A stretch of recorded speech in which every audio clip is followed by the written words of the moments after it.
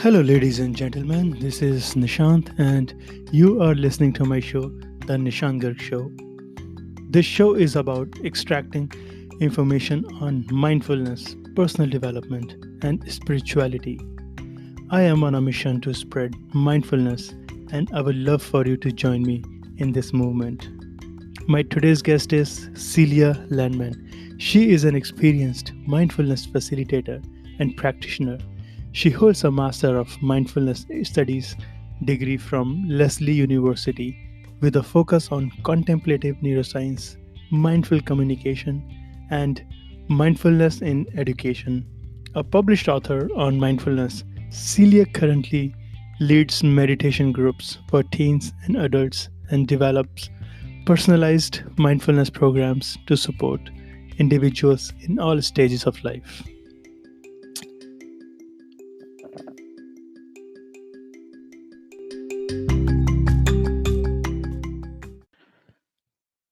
Celia, welcome to the show. Thank you, Nishant. I'm happy to be here with you.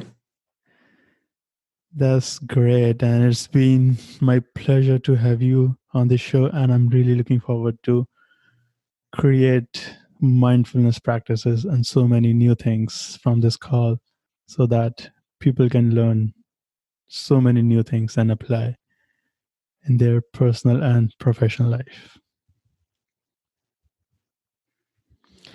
And Celia, how would you describe, or how would your family describe, what do you do?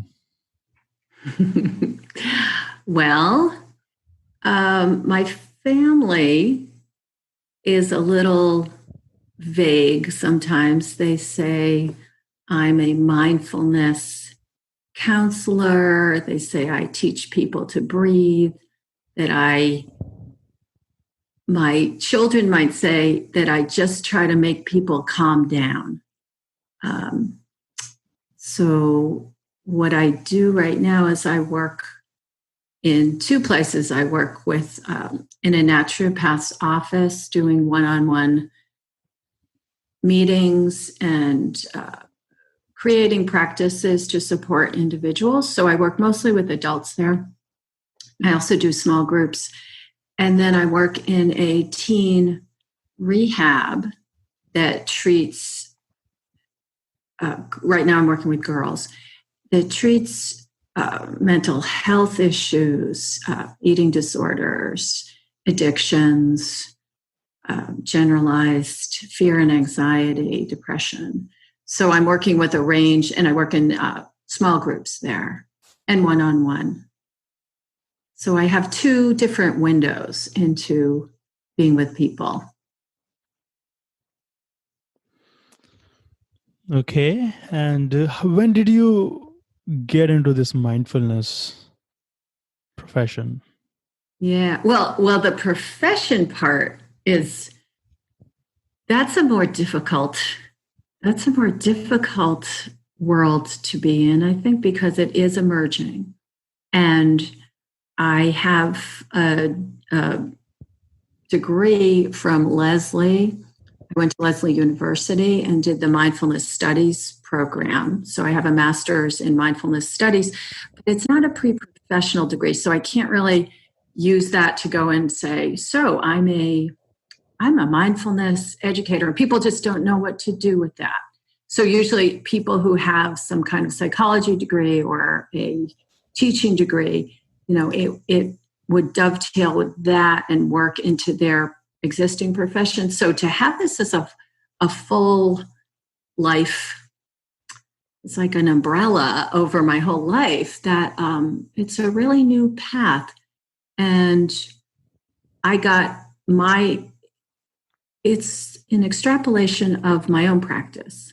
So I started practicing meditation over 20 years ago, but the path I'm on now, mindfulness in general, I started maybe, I'm going to say about 16 years ago, something like that.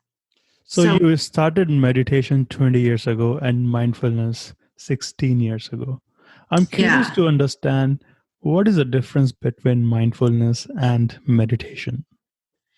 So I think of mindfulness as this really big container. So mindfulness is the process of how we do things, how we look at a thought, how we look at our actions. It's that little bit of separation where we hold it with a greater awareness. So that's our metacognition. And meditation I see as the mindfulness delivery system. So we can have thousands of mindfulness delivery systems, meditation being one, or dishwashing being one, caring for a child being one. So it's not limited. Mindfulness doesn't limit us in expression.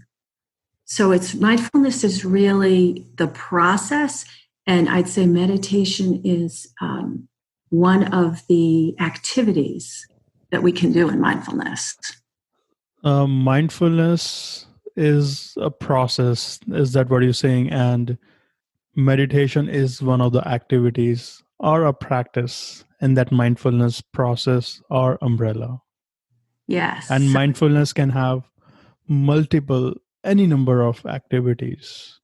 Yeah. And meditation is one of that. Yeah, please. I like to call them the mindfulness delivery systems, because we all like, if we're thinking about things in systems, then that's just one door into mindfulness. There are many doors, and my practice is based in a Buddhist tradition too. So the Buddhists said there are 84,000 Dharma doors.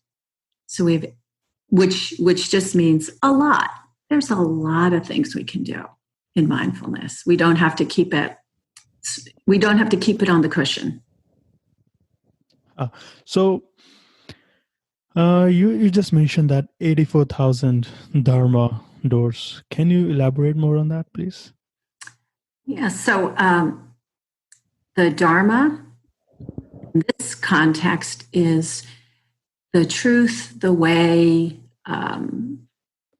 It's the path the Buddha set out so we can live a beautiful life. So we know how to take care of ourselves. We know how to take care of others. We know how to live on the planet without so much confusion and suffering. And there are 84,000 opportunities, 84,000 ways to access this.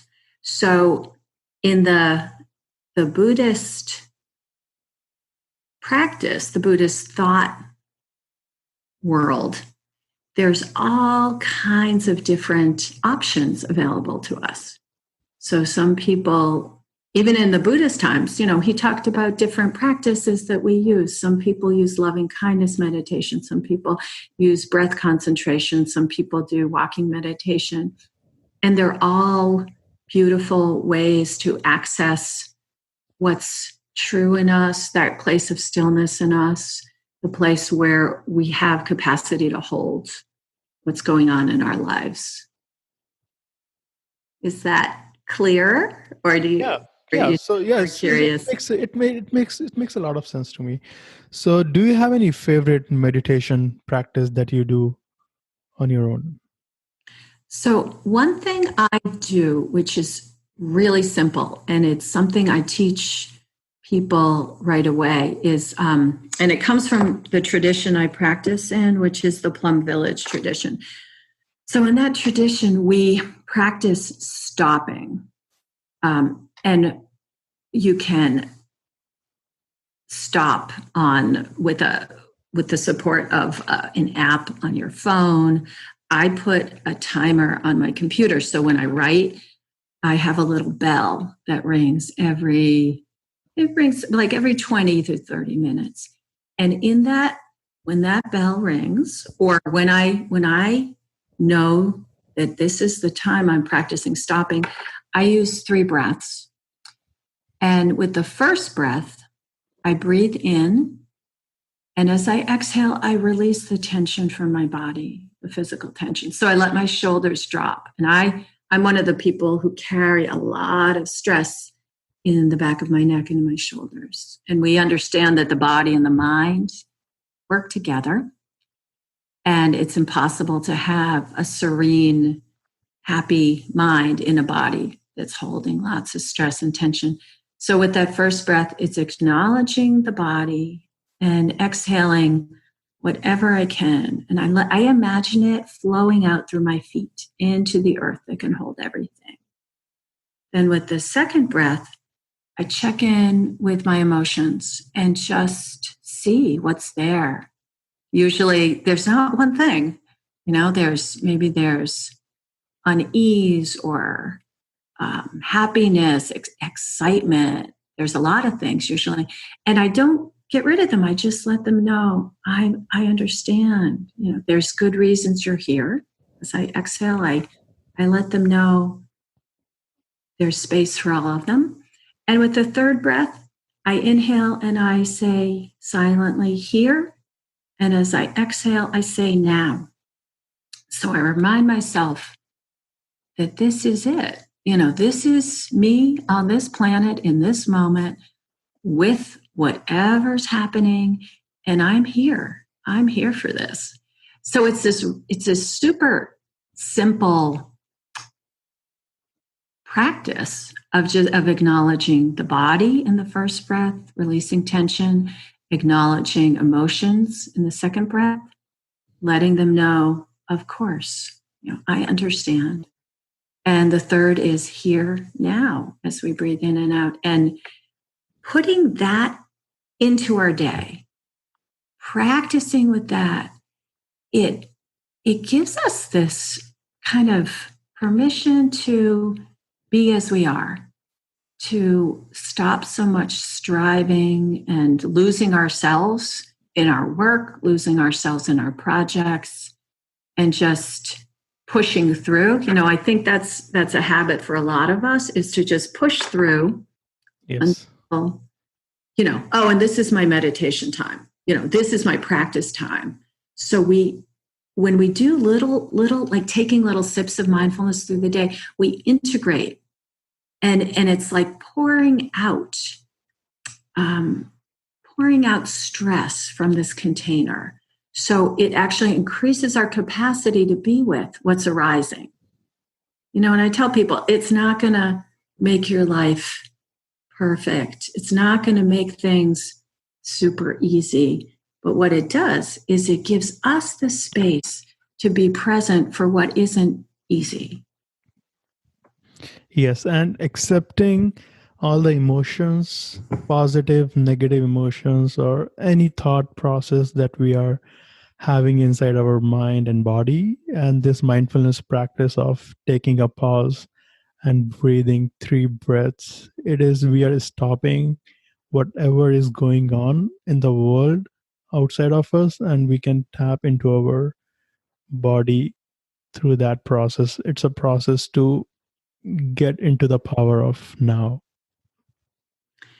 Yeah, and the body really responds to being noticed, and the emotions really want us to know. That's information. We tend to be very judgmental with our emotions. We like, oh, compassion, that's the good one.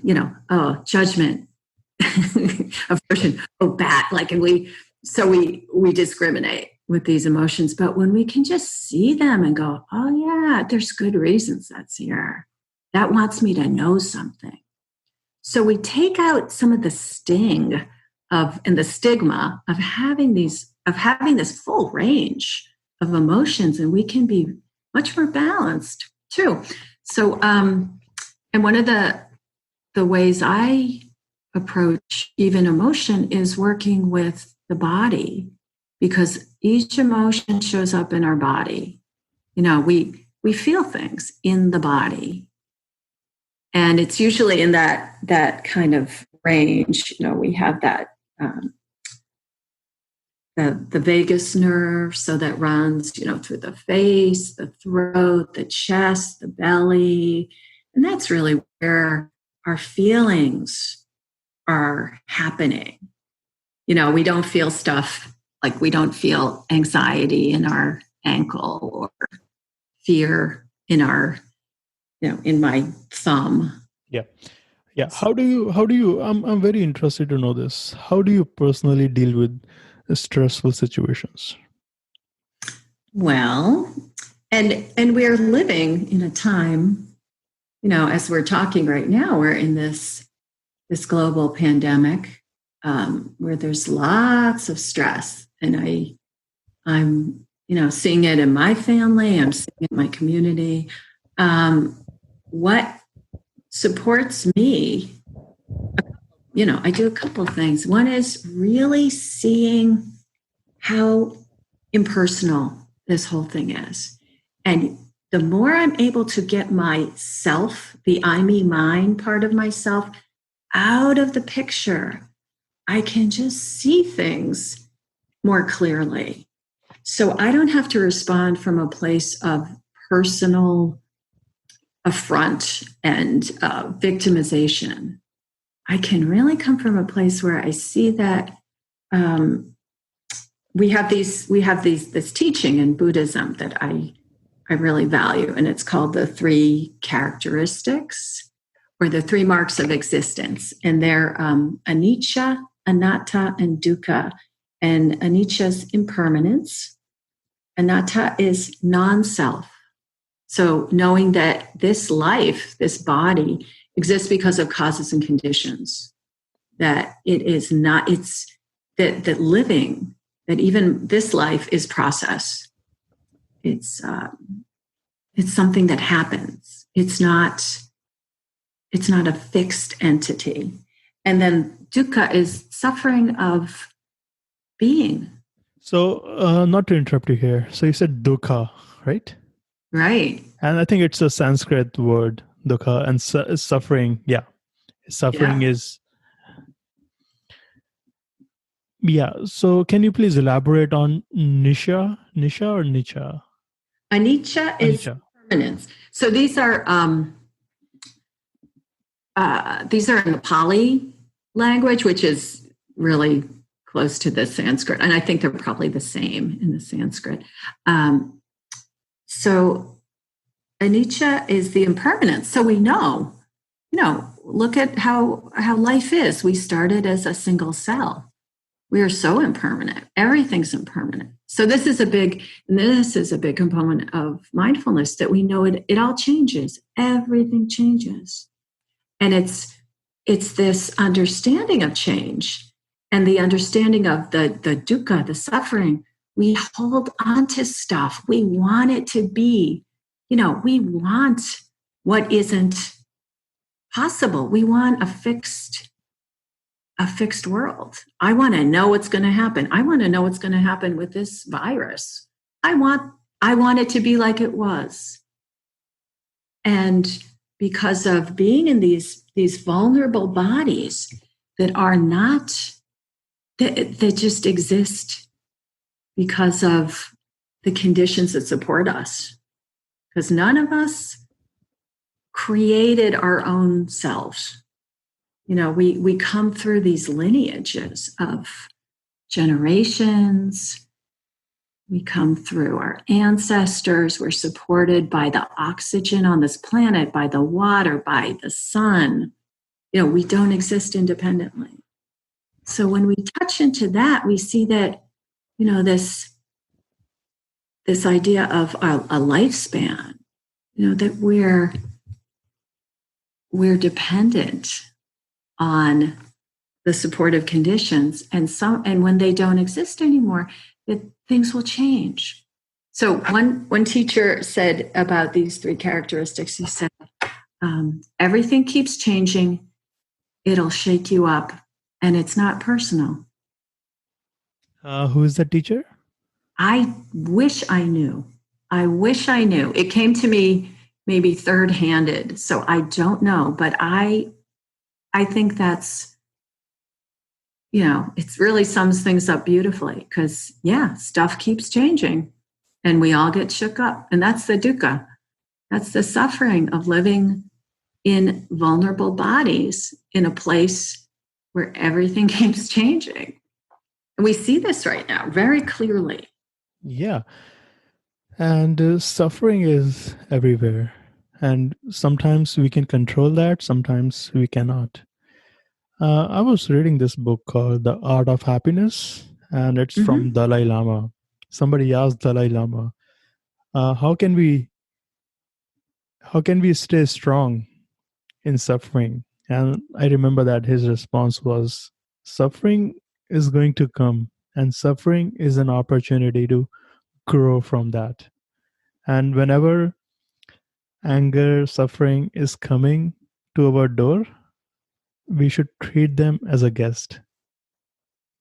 And I Yeah. think it came from Thich Nhat Hanh that we should invite all these sufferings as a guest because they are coming to teach us something. Yeah. It reminds me of the poem by Rumi, The Guest House, where he says, invite them all in, even if they crowd your house with sorrows, because each one has, I think it says, is a guest from beyond. Yeah, and people who are listening, Yeah. Rumi Jalaluddin is a 13th century Persian poet, and he had so many amazing poetries about life, spirituality, happiness, and much more. Yeah. Yeah. He had his eyes wide open. He was awake. I really believe that. And in response to the idea of suffering, and I've had this experience where, and this is part of my practice, is meeting everything with the intention to care, the intention of gentleness and compassionate care. So meeting my own suffering and being able to just hold my suffering and saying, oh, yeah, this hurts. Of course, I don't want this. And I care about this. And when I do that, there's this kind of subtle joy, this happiness that I can actually show up for myself and not abandon myself in the suffering. And it's really amazing when it happens. Yes. Um, People who have mindfulness practices, they can understand, they are aware, and they can deal with all these stressful situations. I want to understand how people can learn, how people can, embrace their sufferings and grief who do not understand or who do not have mindfulness practices. Would you recommend, or what can you recommend, any advice to somebody who is not into this mindfulness game or Yeah. practice? I really like the mindful self-compassion practices that Kristen Neff and Chris Germer started.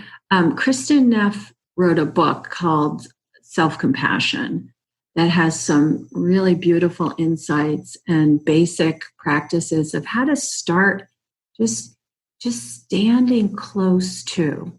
And that, I think, for me, uh, one thing I learned before I actually began doing more self-compassion practice was to even noticing how I am. So that pause I was talking about, that 3 breaths, that's essential information. How am I right now? And when we look, how am I? We've automatically decoupled from the pain circuitry. So when I am my sadness, my depression, my anxiety, and I'm with it in that, in my body and my mind, there's no separation. But when I look, I've already witnessing what is from a place that isn't that. So it's the mind that knows the suffering isn't suffering. It's just that observation, that little space that can witness it with, oh, that's what's true. And it's removing this judgment. It's getting beyond right and wrong. It's going, this is true for me now. Yeah. Okay. And sometimes even that is relief. This is very powerful. And I think our mind is designed for survival. And when we are in a painful, suffering state, we can take a pause to really check in. How am I? How am I feeling? We can name it in any way, the way we want.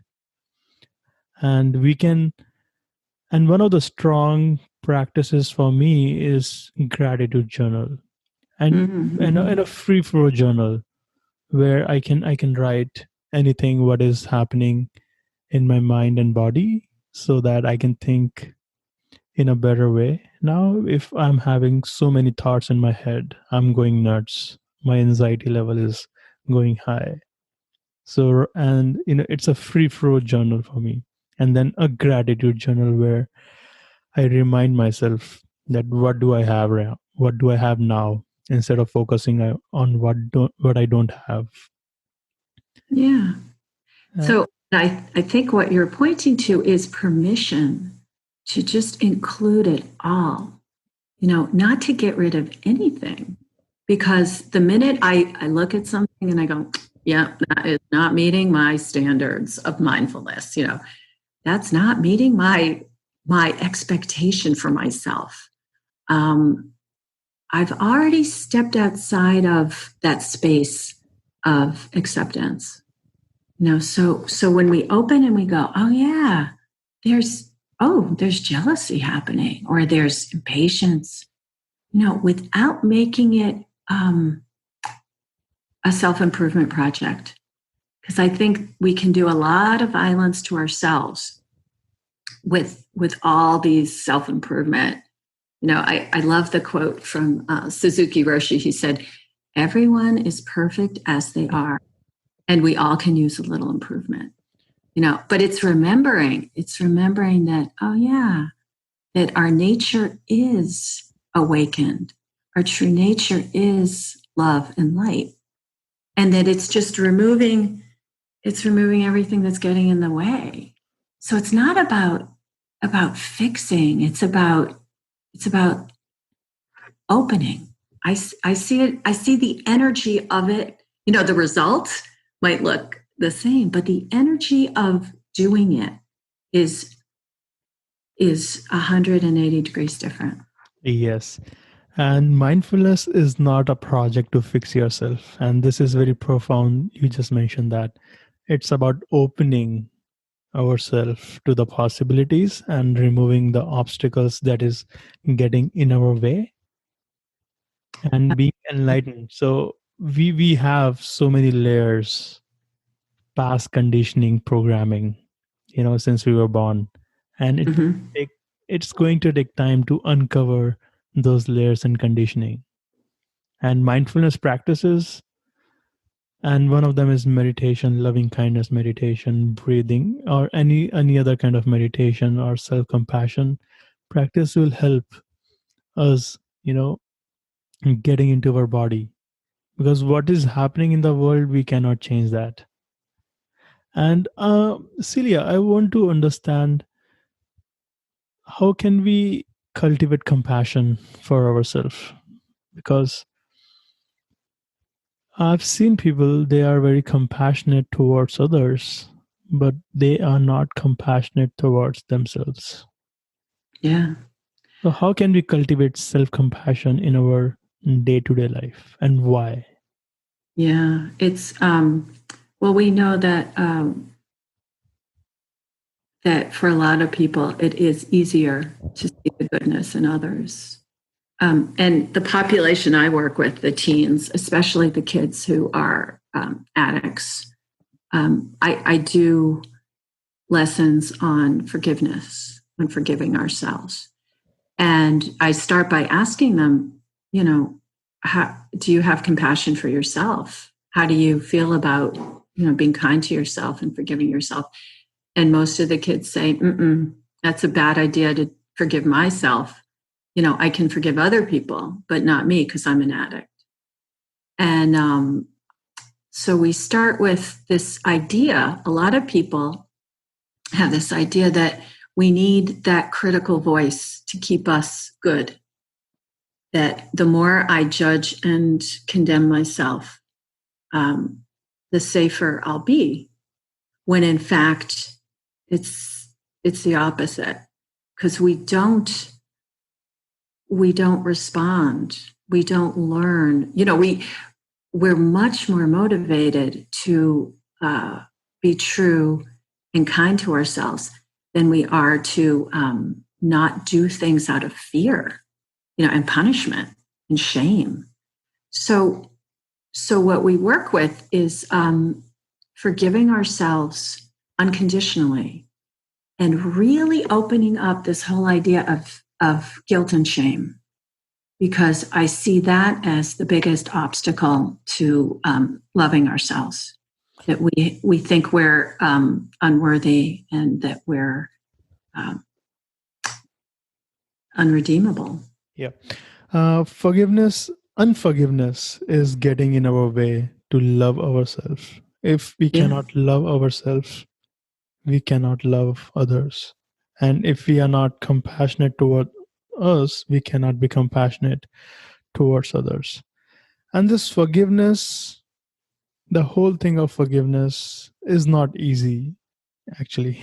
This is very tough. And it took me so much time to really understand how to forgive myself, how to forgive others.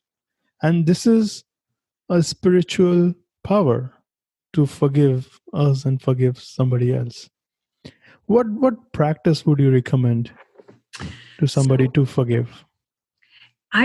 So there's a basic Buddhist practice, but I've kind of changed it a little and elaborated. And I give this to my teens I work with, and it's so the first step is starting, and I did this every day for 3 years because I needed so much forgiveness for my life, for the things that had happened and the way I thought about myself. So I begin with forgiveness for this body, for not being perfect, for breaking, for getting sick, for getting old, for ultimately failing. Yeah, for ultimately this body, can't support us forever. So just forgiving the body for all the aches and pains and suffering in a body. And then the second one is to ask the body to forgive me for not caring for it. So all the ways I've not listened, when I was tired, when I was hungry, when I was, the body wanted to rest and I said no, or, the body wanted to move and I said, no, we're doing this, or all the ways we ignore this body and don't care for it with the way we should. And also asking the body to entrust itself to us, to be willing to trust us, to care for it.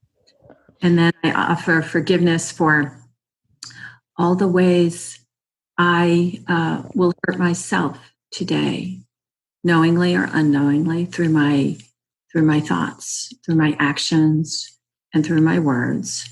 And I forgive myself for holding on to the idea that I'm responsible for other people's mental formations, that I'm responsible for their thoughts. And knowing that I can make mistakes and I'm still worthy of my own love. And then I forgive. Let's see, where am I in my forgiveness? Because it's multi-steps, yeah. And then I forgive to the extent I'm able. I forgive others for the harm they will cause me intentionally or unintentionally today. Only when I'm ready. We have a big talk about this before, because forgiving others is something we absolutely do for ourselves. It's not done to please anybody. And we fully have to understand how deeply we've been hurt. And also with these kids, especially because I work with people who've come through trauma, forgiveness also doesn't mean that we trust. We can forgive somebody and really set safe boundaries for ourselves. We can forgive somebody and not have them in our lives.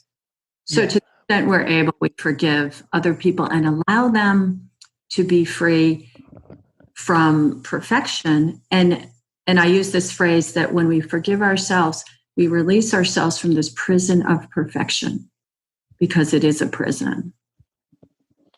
Yes, this is very deep, and forgiveness doesn't mean that we are putting up somebody's shit on ourselves. It just simply means that I don't receive your gift, whatever you're offering to me. Yeah. It's like Dalai Lama mentioned that if somebody is offering you anger, refuse to accept their gift. And when we are forgiving somebody else, it's not about them, it is about us. And when we are forgiving, we are opening that stream of flow and we are removing the obstacles. And if somebody is not able to forgive another person, it means deep down we are not able to forgive ourselves. If we can forgive ourselves first, then it becomes a lot easier to forgive others. It is along the lines of self-compassion. If we are compassionate towards us, then it is a lot easier to be compassionate towards somebody else. I think everything starts from us, from self-love. If we have self-love, then we can love somebody else. And when we're talking, the population I work with coming through abuse, when we're talking about abuse and forgiveness, it is extremely important for us to know that we need to understand the pain that has been done, the full extent of the damage that's been done to us before offering forgiveness. And forgiveness is only when we have really been with our suffering around this issue. It's not, it's when we no longer want to carry the hatred and blame. And it's understanding, it's opening to understanding some of that backstory of the other person, that their causes and conditions. But it's also, it has no timetable. And I really encourage people not to even step into that idea of forgiving the perpetrator. I mean, until it's the work has been done for themselves, because it's really an empowering thing when we do forgive, and the work of understanding our own pain, our own trauma comes as the groundwork first. Yep. And in your mindfulness sessions with individuals and in groups, I want to understand that what is the main struggle people feel in forgiving somebody? In forgiving others or forgiving themselves? Forgiving others and forgiving ourselves in both cases. Well, I think people really struggle. It's funny because some kids say just like, no, I don't want to forgive. It's like just forgiveness in general is a bad idea. I find that people, it really depends who I'm with.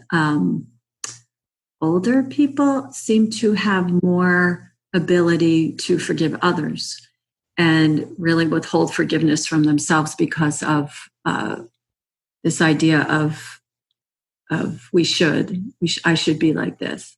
I made a, it's forgiving ourselves for mistakes, for the way we were unskillful, the way we hurt somebody accidentally. I see that a lot with the kids. They have a lot of trouble forgiving themselves too. And it's because they don't believe that they're their lives are worth anything, that they really have diminished sense of value and connection. They don't see they don't see the goodness in themselves. And they're more willing to forgive others because they see other people usually as more important, I think, than their own life. Yeah. I want to understand this case.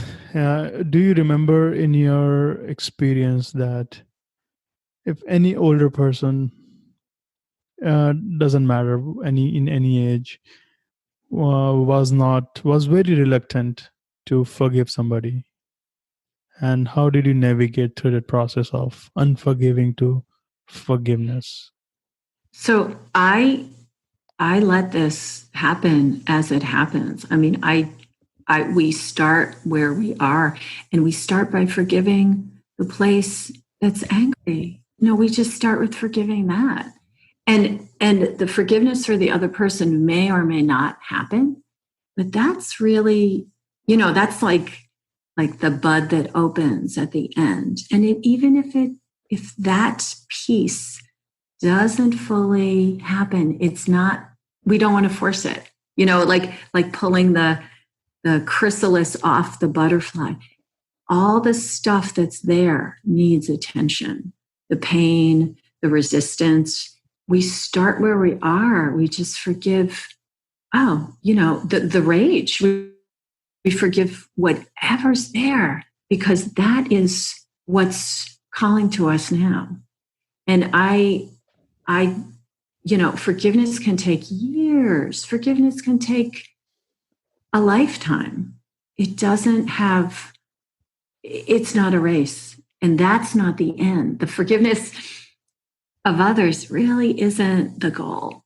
It's to be with our own pain, our own hurt, to get to the place where we can even see the connection to others.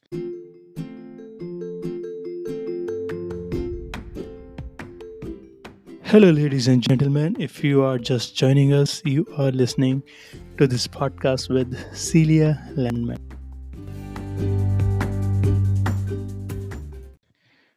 Yes, and forgiveness may not happen in a moment. It may take days, weeks, months, and sometimes years if the pain is very deep and if the suffering has been coming from the past. It will take time, and that's when we get to be patient with ourselves. We get to be patient with our process. We are not doing all this mindfulness work to fix ourselves. We are creating new possibilities in our life by having all these mindfulness practices. Yeah, so I have this story that I had a teenage person come to me because there was a lot of suffering in her family. And my friend, who was friends with the family, she said, maybe you can talk to them, because the situation was that the dad had been physically abusive. And he had been physically abusive with the mom and this teenage girl. And the mom wanted to reconnect with the dad because they had gone through some of their own work together. And she really wanted to bring him back into their lives and in the house. And the daughter was having a lot of difficulty accepting him back and wouldn't speak to him. And when I had the opportunity to talk to her, I said, tell me, what's going on? And she said, everybody's pressuring me to forgive my father. Everyone wants it to be like nothing ever happened, and I can't do it. And my advice for her was that, yeah, you can't do it, because that's not what's true for you. Something happened. And the process she needed to work with her own feelings of, that loss of trust, and feeling so deeply hurt because her father had hit her. And she needed to do all that before forgiveness. So they wanted me to kind of talk her into forgiving her father. And that was the last thing. I wanted to do for this girl, because she was, that would be another level of dishonesty for her, because what was happening in her was so needed so much care, needed so much attending to, and she needed to really heal that part to be able to trust and to even know how to take care of herself. Kids need protection. It's kids forgiving and adults forgiving. It's two different things too, because as adults we can set these clear boundaries. We can say, well, I don't want you in my life because you're not safe for me to be around. With a kid, they really can't do that. So it's even more important that she's supported by people around her. So, forgiveness is really can be very complex. And when we just saying somebody that forgive another person or forgive yourself, it's not going to happen just simply like that. And in this story you just mentioned, you were showing empathy towards her, that we are with you, it's okay to feel that, it's okay to accept, we get to accept whatever we are feeling, whatever pain and suffering we are going through.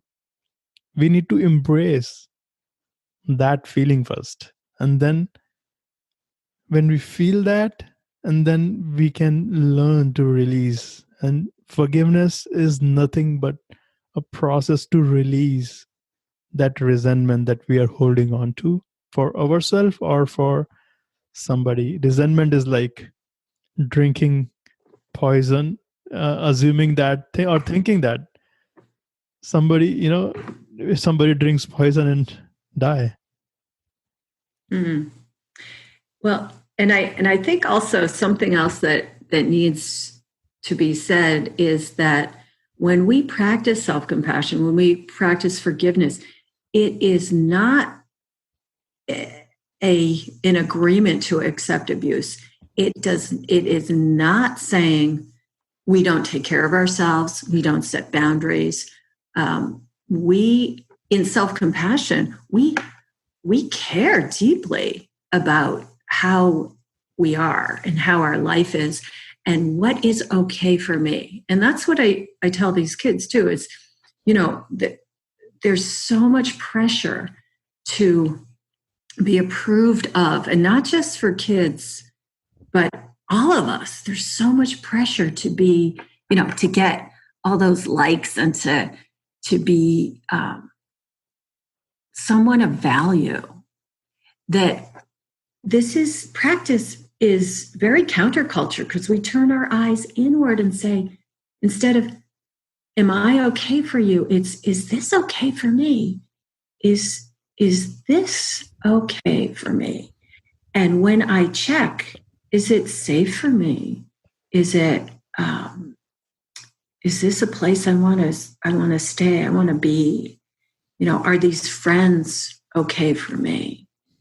Is this work feeding me, not just giving me money, but is this work that supports my values? When I keep checking, is this okay for me? It just flips the narrative, and we look at our lives a little differently. Yeah, and with this statement, we are changing the story that we are creating in our head. And this reminds me of Tara Brach saying that the power of saying yes to everything. It does not mean that we are accepting the abuse, or we are letting people do whatever they want to do in our life. It's not about that.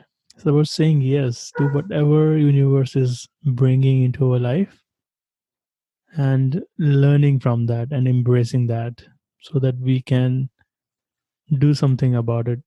And coming back to Dalai Lama saying that every suffering, every pain is an opportunity for growth.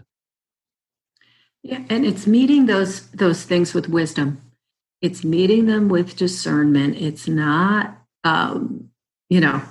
it's, as my teacher says, Joanne Friday, she's a Dharma teacher in the Thich Nhat Hanh tradition. She says, it's not being a limp noodle. We don't just lose our whole, common sense. That we know, yet we have this ultimate reality where we are all interconnected and we are all part of each other, but we also have this historical reality where stuff happens.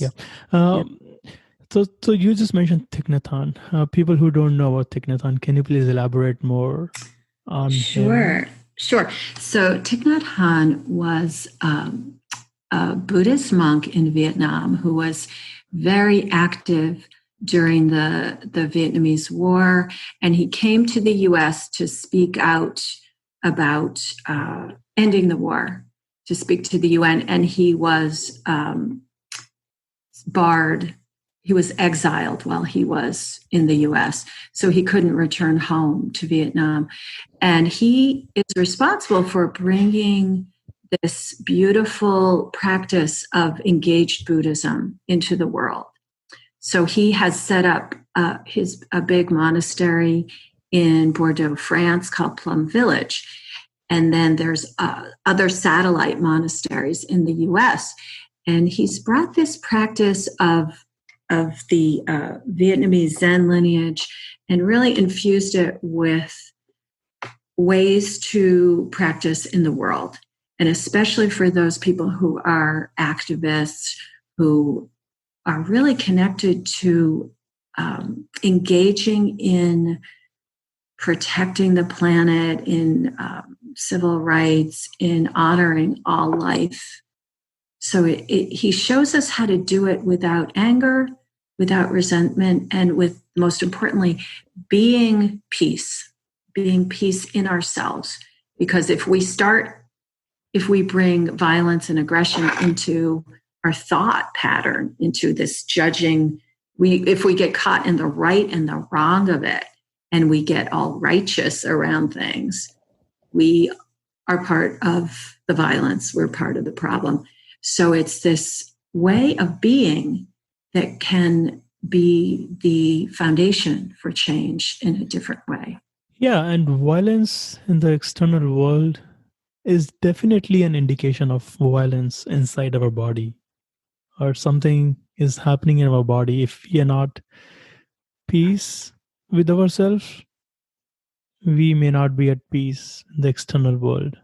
And it's inner being. And I think it's in this world, in this culture and society, we are running in the external world, we are running towards materialistic things and focusing more on the outer side.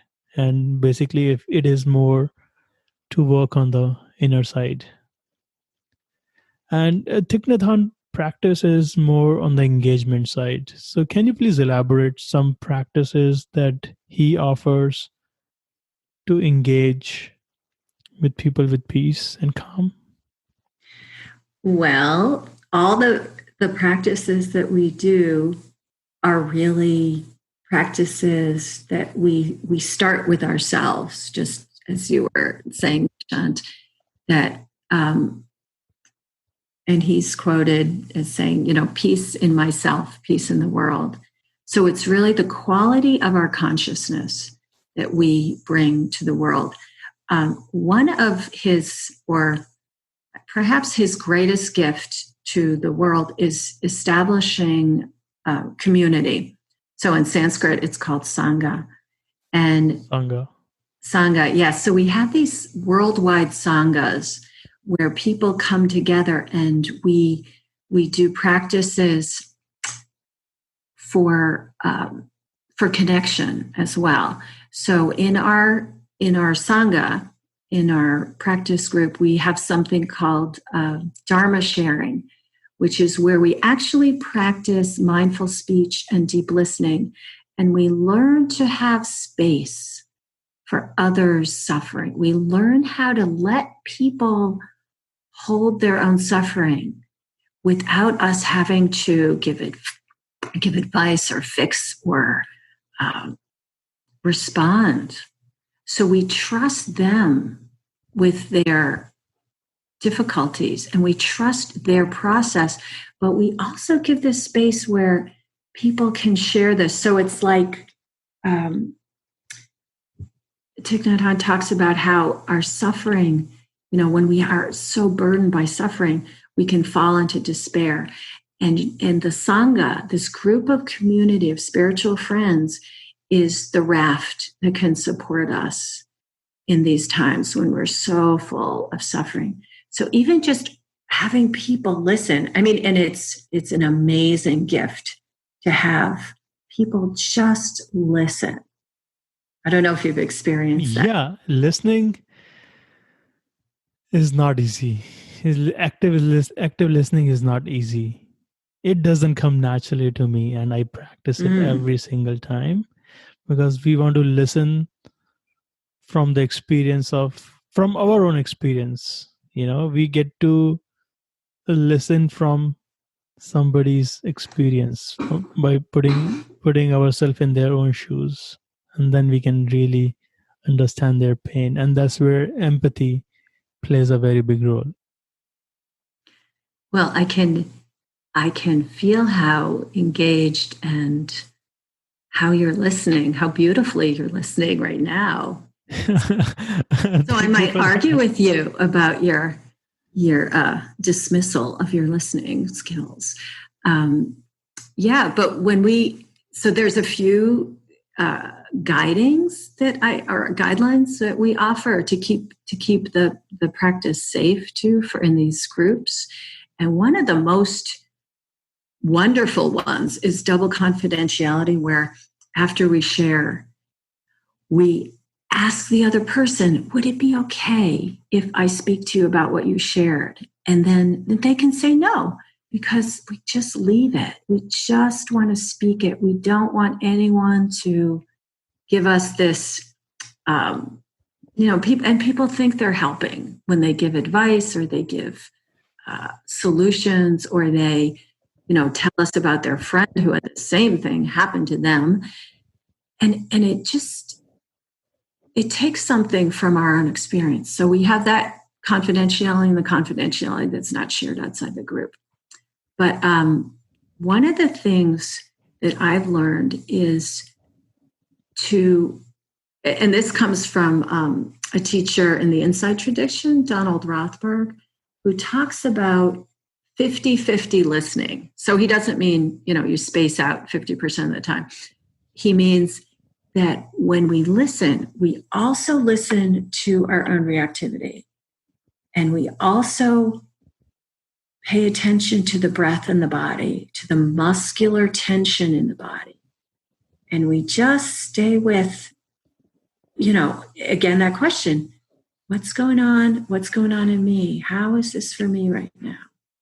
And when I find myself getting a little reactive, when I find myself, getting that little friction of like, you shouldn't have done that. Or why did you say that? Or, I would, whatever comes up. Oh, that needs some attention. I breathe with that. So I can open to that space of being with the other person.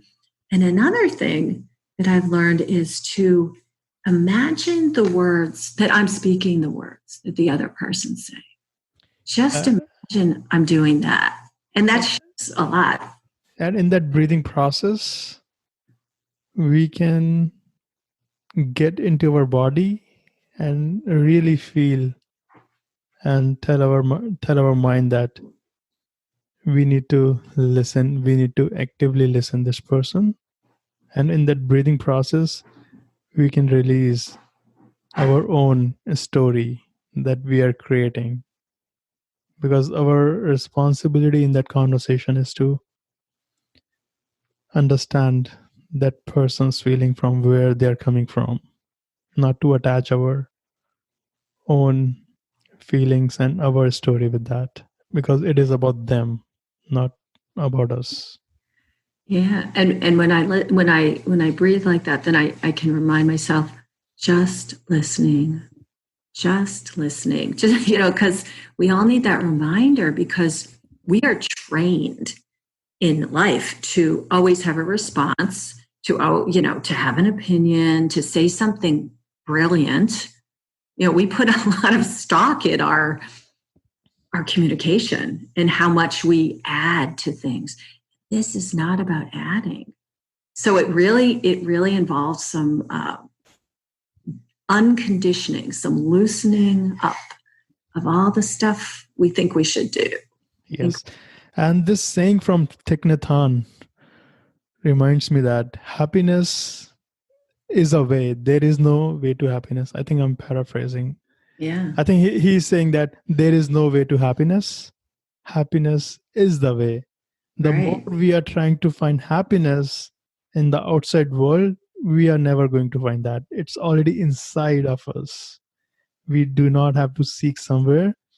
And when we remove those obstacles to the happiness, we find happiness. And when we find happiness, we may not have any name for that. What we experience in the outer world is a thrill. It's an excitement. That is not a happiness. Happiness, we can only experience happiness. We may not be able to name that happiness. So I would like to ask you that how can we cultivate happiness? Again, how can we remove the obstacles to the happiness? Well, and there's a practice for that too. I mean, there are practices for everything.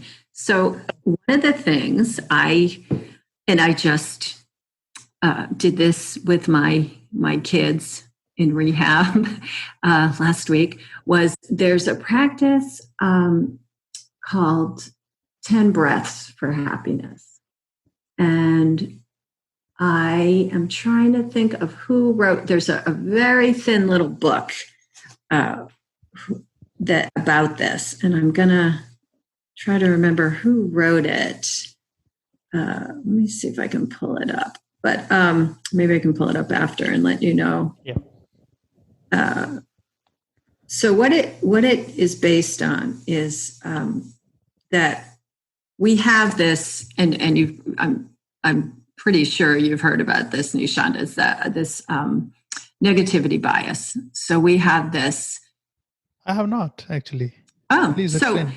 Yeah. So here it is. So it's a book by Glenn Schneider, and he's in the Plum Village tradition too. And but it's important to know about this this negativity bias. So human beings, as we evolved, we are excellent at threat detection. So we lived communally, tribally for thousands and thousands of years. And it is much more important for us to know where the poison berries are than for us to know, where the beautiful irises are blooming. Because one of the poison berries are going to endanger our gene line. They're going to endanger our lives. And so we hold on to that. So neuroscience tells us, and Dr. Rick Hanson's done a lot of research with this. We hold on to the negative about 5 times more than the positive. So, for example, if we have a dog bite us, that stays with us much, much more than if we've had a happy encounter. We had a happy dog meeting. And it takes 5 contacts with a dog or another dog to even kind of erase that. So it's like a path in the woods where brush has grown up. It's not gone because it's still there, but we need a lot of positive interactions to counteract a negative one. So I tell my husband when he does something, unskillful, that, okay, now I need 5 good things from you. So we can be kind of even here. Sometimes that works.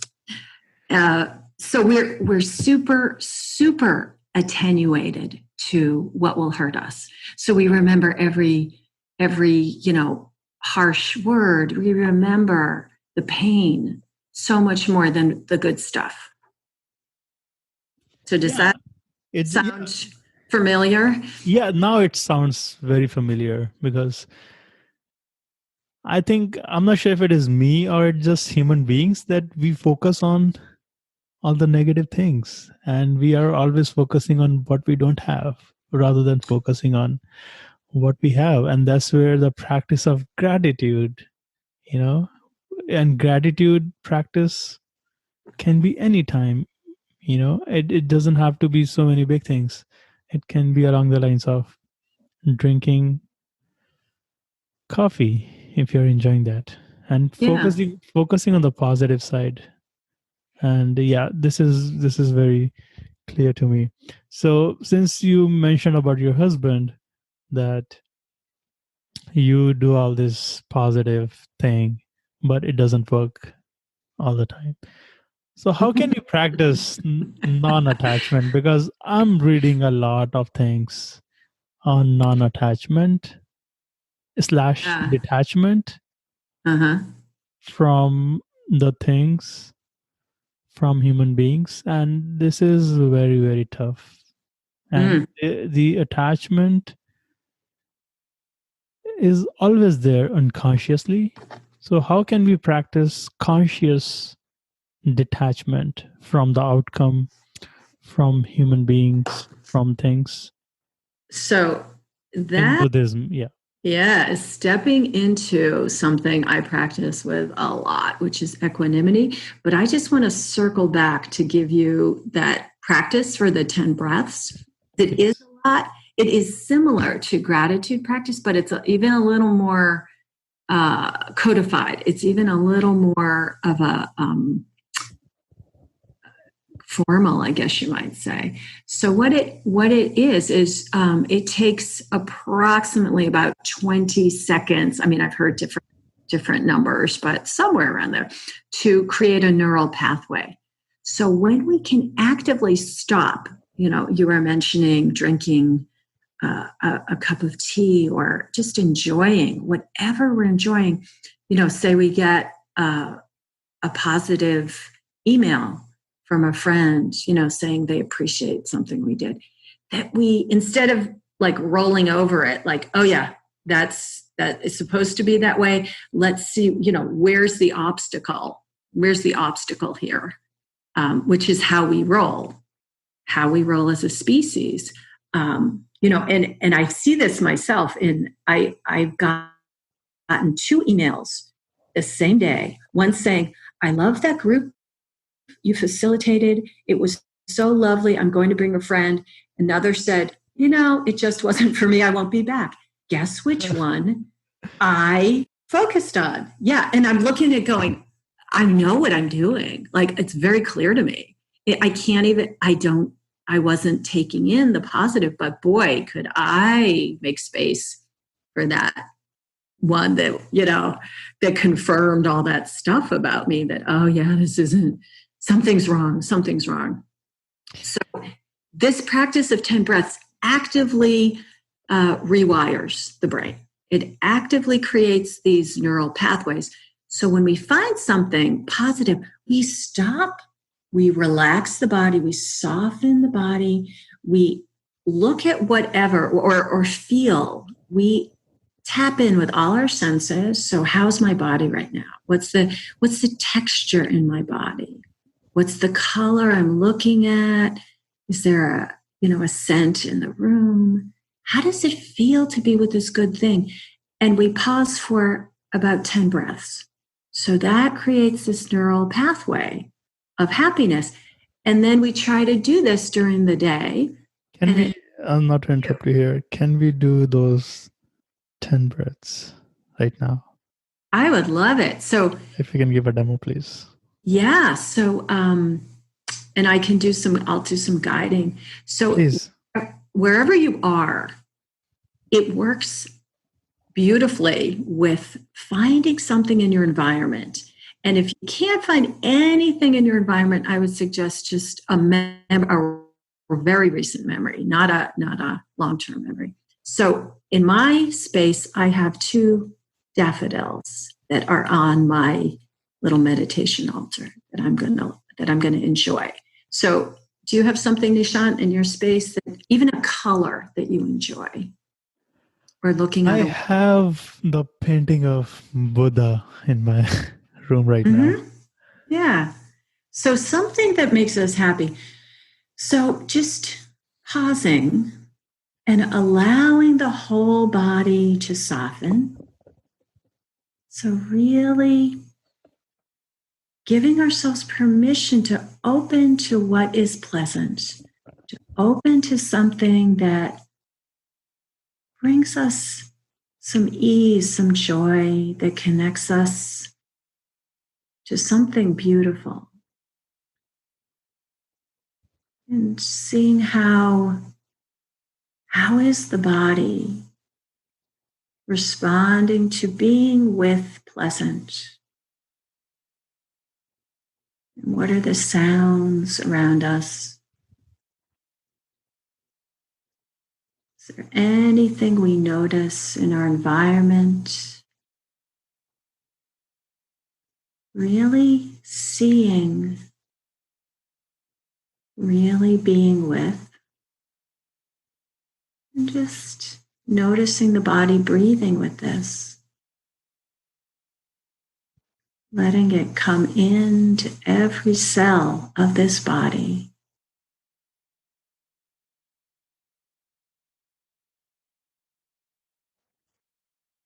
And just letting it into your heart. Letting it right into your heart space. Letting the beauty speak to what is true for you. And just taking one more inhale, one more exhale. And there, you've just created a neural connection to happiness. How was that? That was awesome. Thank you. Thank you so much for that. And happiness is free. I Yeah. feel that there are books galore on happiness, and sometimes we just get to tap into the breathing process to really understand happiness. And since we have talked a lot about suffering and pain, I remember this saying from Anthony de Mello. Have you heard of Anthony de Mello? Yes, I have. Yeah, I'm a huge fan of Anthony de Mello. So he always mentioned that there are two sides of a pendulum. So if we are on one side of the pendulum, we will go to another side. And one side is suffering and another side is happiness. When we are suffering in our life, it's not going to last forever. We will find happiness soon. Just be patient with that process. It's an opportunity for learning, it's an opportunity for growth. And embrace that. Seek support from people. Find some positivity. Do not neglect yourself. Be compassionate towards yourself. Be kind towards yourself. Life is happening for you. I digressed. Well, and Thich Nhat Hanh says, to be with suffering, we need to be with joy in order to have the capacity to be with suffering. So those two things have to be, and you're absolutely right. Those two things have to be both there, because if our lives are just suffering, we're not any good to anybody, including ourselves, because we're just caught in that pain. So really knowing that, even in the midst of all this stuff, that it's possible. And it's sometimes, the hardest thing is giving ourselves the permission to enjoy something when others around us are suffering. But it's nourishment.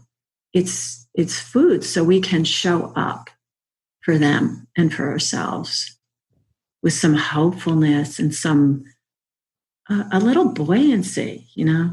We all need that, especially in the midst of this really complicated time we're living in.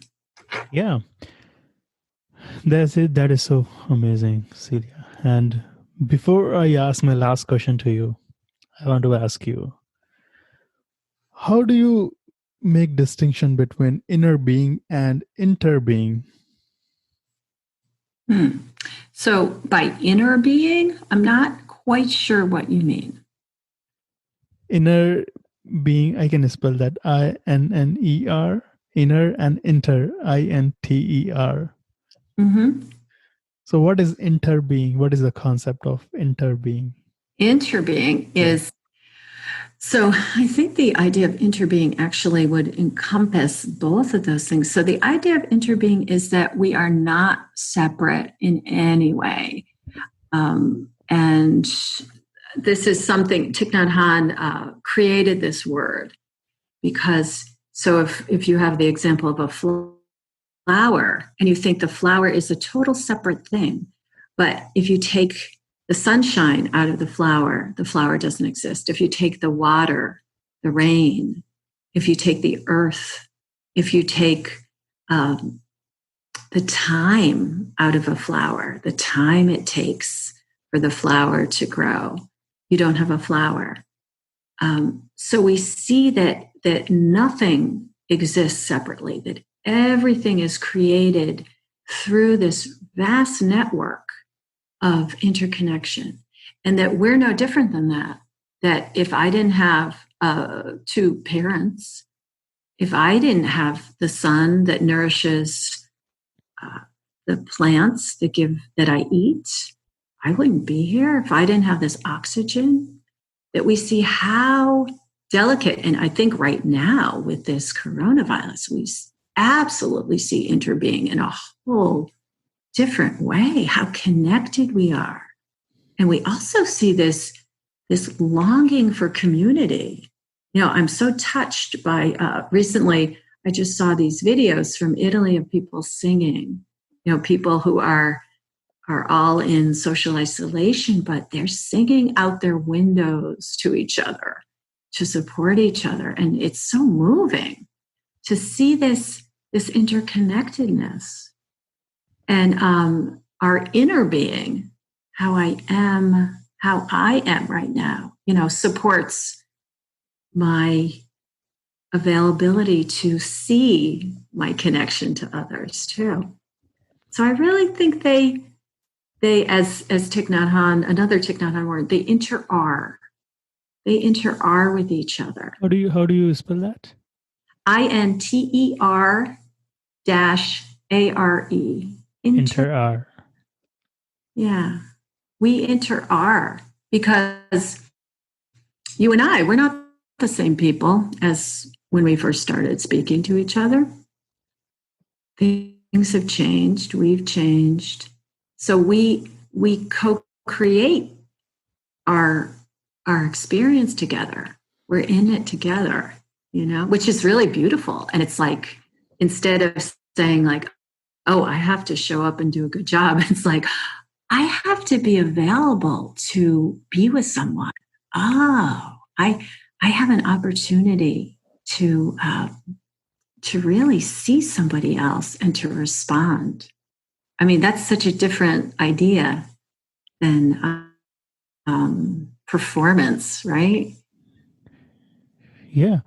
And we are in this present moment awareness, like Thich Nhat Hanh says.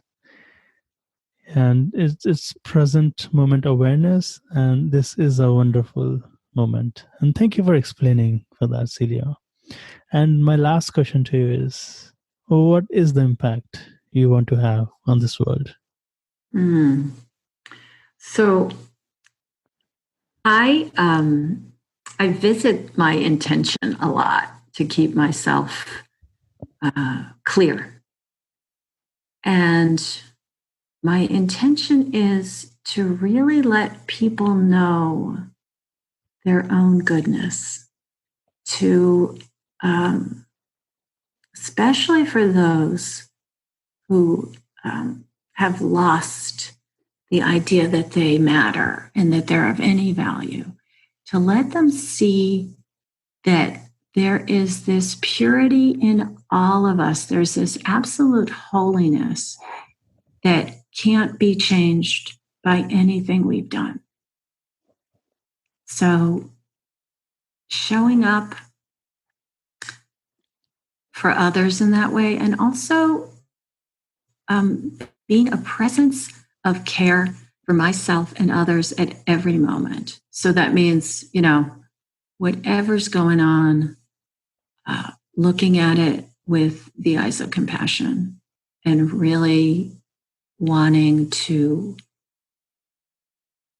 send that message of love.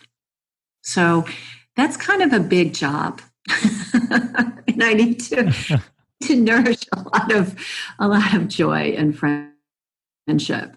And it can be very challenging. The population I work with, the teens I work with, can be really challenging sometimes because they are so deep in their own despair and depression.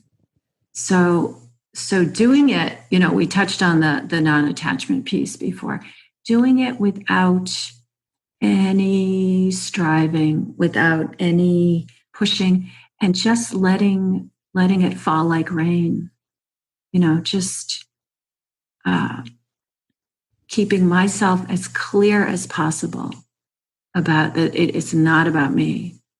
It's not my agenda. This is happening in their time. So that's a rather long answer to your Well, the impact is always longer and bigger. And thank you so much for being on the show, Celia, and I'm truly honored. Thank you. It was so lovely to connect with you, and it really nourished that need for support, and for the need to listen and to be listened to. So thank you. Thank you.